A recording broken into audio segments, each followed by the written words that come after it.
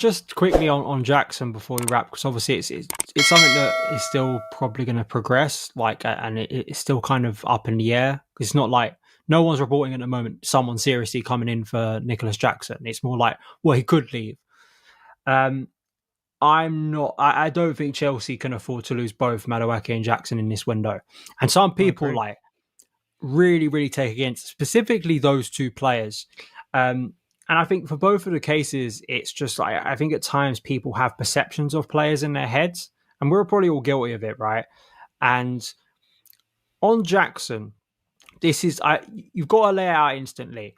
I understand why specifically at the moment we're speaking right now, he has a negative feeling around him because he individually has done two very stupid things on the pitch that has cost his team in a specific game that could have had far greater repercussions, and he's got away with it twice. He has done two selfish things on a football pitch that rightly he gets condemnation for, that he gets criticism for. He absolutely deserves that criticism. However, Nicolas Jackson, I think, in totality, has been a good player for Chelsea.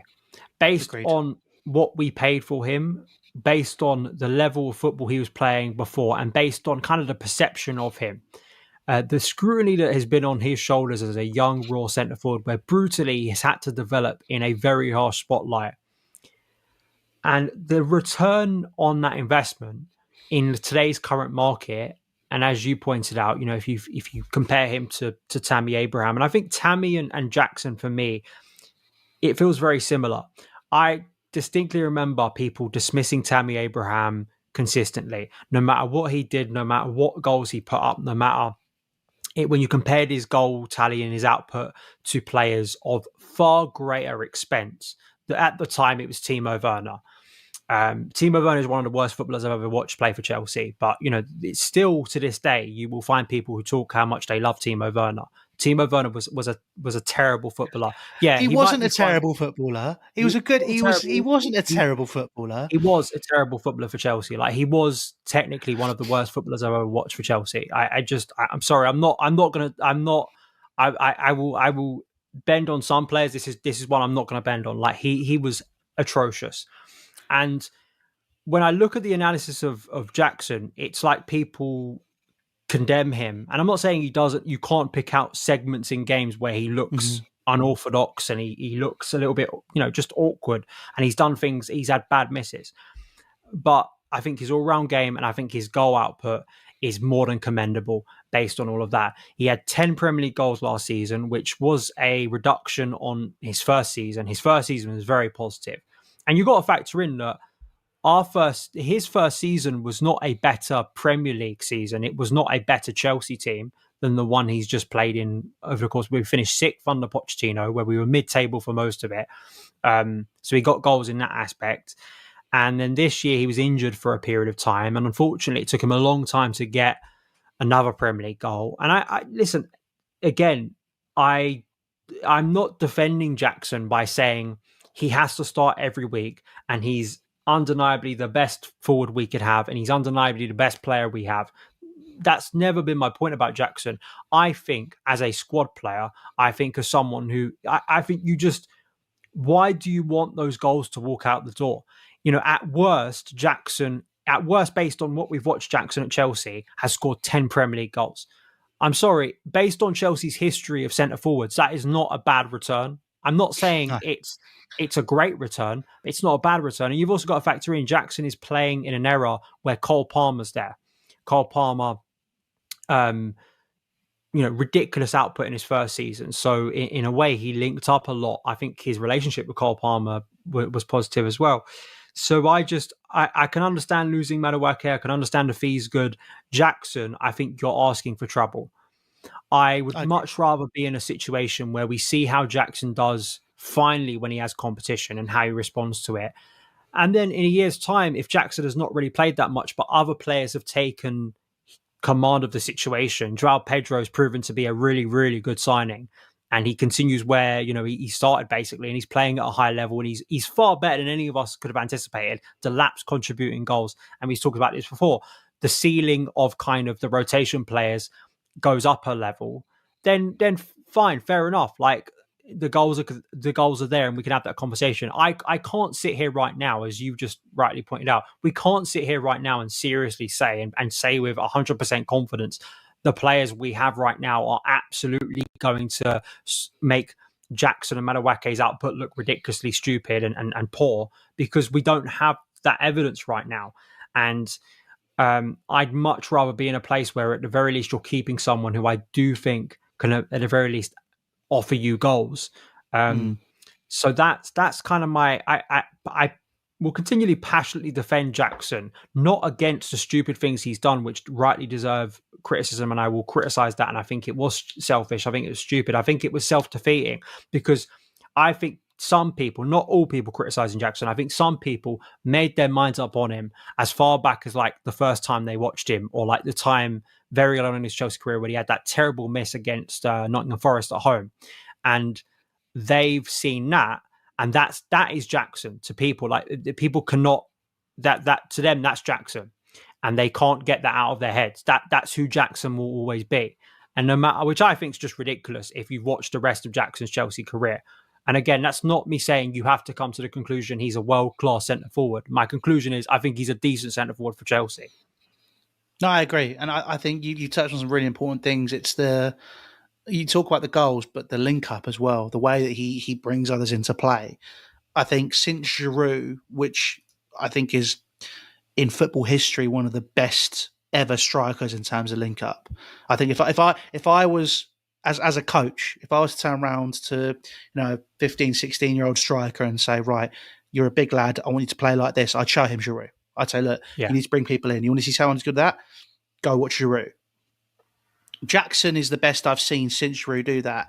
And he's very intelligent in terms of bringing others in. Like you said, Cole Palmer, Noni Madueke. I think about that Brighton game where, Jackson, Madueke and Palmer were just linking up for fun. It was walking the park for him.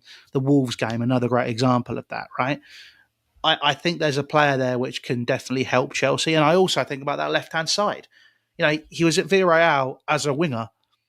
We signed Jackson as a winger.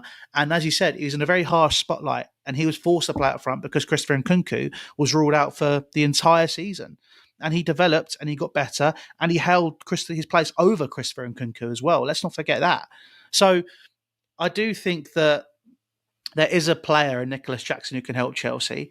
I think that he's somebody who can definitely offer an option. Unfortunately, I don't think you'll see him on that left-hand side, just purely because of how Enzo Maresca's system is so reliant on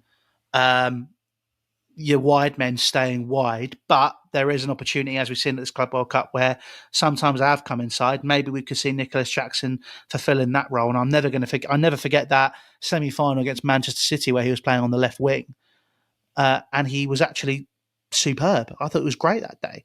So I think if we play to his strengths, we see somebody there who can not only be an option out there, is an option in the middle. You're letting 10 Premier League goals walk out the door. I mean, the price has got to be right, and the price has to be very right, and Chelsea would have to reinvest heavily. There's already an argument to say with Madueke leaving, you have to reinvest on someone else. You're letting Jackson go. I think the argument again is, well, no, you have to sign someone else, and I don't like that, because it's also just a point I'd make to everyone listening is like, we started this podcast talking about the fear of the collateral damage of this tournament. And part of the way I think Chelsea are going to have to the only way they're going to get around that, and the fear of that, of what impact that's going to be, is rotation, is having enough options where Maresca can go from an intense midweek Champions League game against Bayer Leverkusen, even they might have say Bayern, I don't know, the new format could spring up some of those games, right, where we have an intense midweek game away, and then we know the way fixtures work out in the broadcasting. Let's say we have a 12:30 up north somewhere, and he's got tired players, he's got fatigue players, he's probably got suspensions, and he's probably maybe under a bit of pressure because a few results haven't gone right.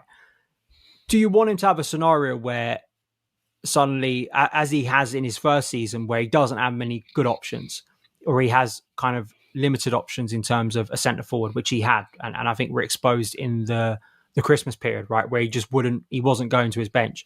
Or do you want a scenario where if he started Joao Pedro, he can go to Liam Delap, he can go to Nicolas Jackson. He has a variety of options. I'd prefer that, and I think the more you have, the better. If anything, it's an insurance policy. I think Chelsea risk losing, and just I think you're just why take the risk is kind of my question. What's the point? No, I You've agree. arguably already got his replacement there, which is what people were asking for. Um, like it's not akin in Dewsbury Hall where I'm like, someone else can take his minutes quite easily over the course of the season. Like, I don't know what you're really losing if that player leaves. Joao Felix, I mean, he ain't been here for half a year. Like that, you're not losing anything by selling Joao Felix. You're losing a lot by buying him in the first place. Nicolas Jackson, I think, again, you have to talk about what we've seen. I can't analyze what I haven't seen so far, and I think that it just frustrates me. Like he has to go to this extreme where he's a useless footballer, and I just go, I'm sorry, Yeah. like the stats just and the facts of his Chelsea career just don't back that up, unfortunately. No. I'd argue that he will become a better player by the fact that these players are around him because the spotlight's not going to be on him. Hopefully, I, hopefully, that's what I'd like to think, and I also think that we need to talk about his goals. Right, we've already said categorically you got 10 there. Asking Liam Delap and Joao Pedro to contribute, and let's include Esteval in that as well. By the way, as well, you're talking about maybe we don't have the replacements for Noni's goals or his contributions with 3 signings. I mean, I think we could got it with 1 personally, but is what it is. I think Esteval will get the same output as Noni, and that can be clipped. I'm certain he will, and if he starts the games, I think that Joao Pedro, Liam Delap, Esteval Willian, Nicolas Jackson, Pedro Neto, 50, 60 goals in that, I think, across the season, comfortably. So, with that being said, I'd like to think that, they're going to deliver what we need. I don't think that money needs to be reinvested further up the pitch from Noni should Nicolas Jackson not leave. If Nicolas Jackson leaves, I agree with you about the collateral. You're then going to go dive into the market and try and find somebody, and that's not going to be easy.